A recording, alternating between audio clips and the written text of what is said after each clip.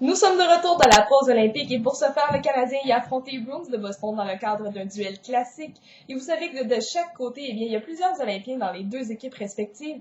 Et du côté des Bruins, on a un médaillé d'or en Patrice Bergeron, qui ne sera cependant pas de la formation partante, lui qui traîne une blessure à l'aine.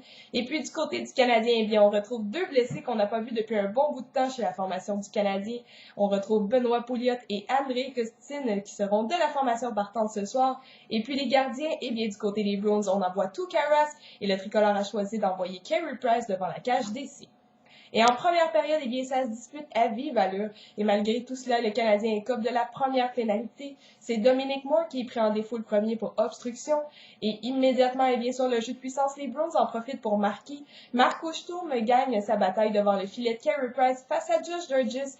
Et c'est ainsi qu'il fait dévier le tir de Sharon qui semblait plutôt anodin. Mais finalement, c'est le gardien de but du Canadien qui jongle avec le 10 car la rondelle va glisser tout doucement derrière Carey Price pour se retrouver derrière la ligne rouge.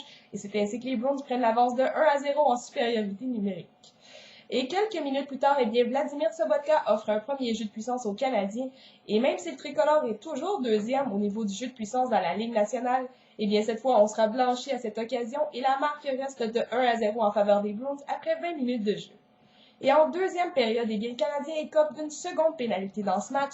Jaroslav Spacek a sorti le crochet, mais sur ce deuxième jeu de puissance, eh bien, les Bruins sont un peu moins confiants et ont de la difficulté à s'organiser dans le territoire du Canadien. Et donc, les tricolores les blanchit à leur tour sur le jeu de puissance. Et ensuite, eh bien, Maxime Lapierre n'a pas d'autre choix que de stopper Marc Savard dans sa course effrénée, lui qui était seul face à Carey Price.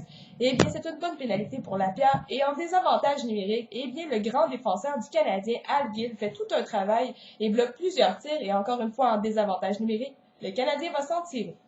Et en troisième période, eh bien, le rythme s'intensifie peu à peu. C'est toute une sortie de zone de la part de Ryan O'Byrne qui décoche une passe à Tom Pyatt qui, lui, va avec beaucoup de vitesse et tire pour son coéquipier Glenn Metropolite qui, lui, décoche tout un tir sur réception et marque. C'est donc un 14e but pour Glenn Metropolite cette saison et il égalise la marque 1-1.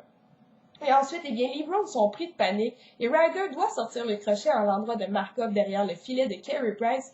Et ensuite, eh bien, on assiste à un bel effort de la part de Travis Moen qui, même s'il rate son lancer, eh bien, il est accompagné par Maxime Lapierre qui, lui, s'avançait avec énormément de vitesse. Et puis, ce dernier en profite pour récupérer cette rondelle libre et marquer. C'est ainsi que le Canadien prend les devants 2-1 dans ce match. Et c'est une très bonne soirée pour les unités de soutien chez le Canadien, en particulier pour le quatrième trio.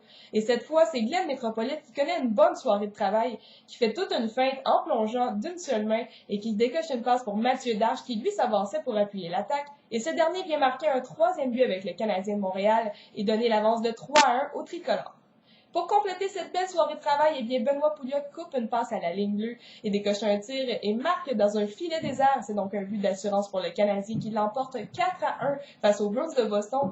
Et puis même si en toute fin de période, eh bien, Dominic Moore écope d'une seconde pénalité dans ce match, eh bien, les Bruins ne parviendront pas à s'inscrire une deuxième fois au pointage et la marque reste inchangée. C'est toujours 4-1 en faveur du Canadien qui l'emporte. Et notre prochain rendez-vous, ce sera face aux Sharks de San Jose ce jeudi.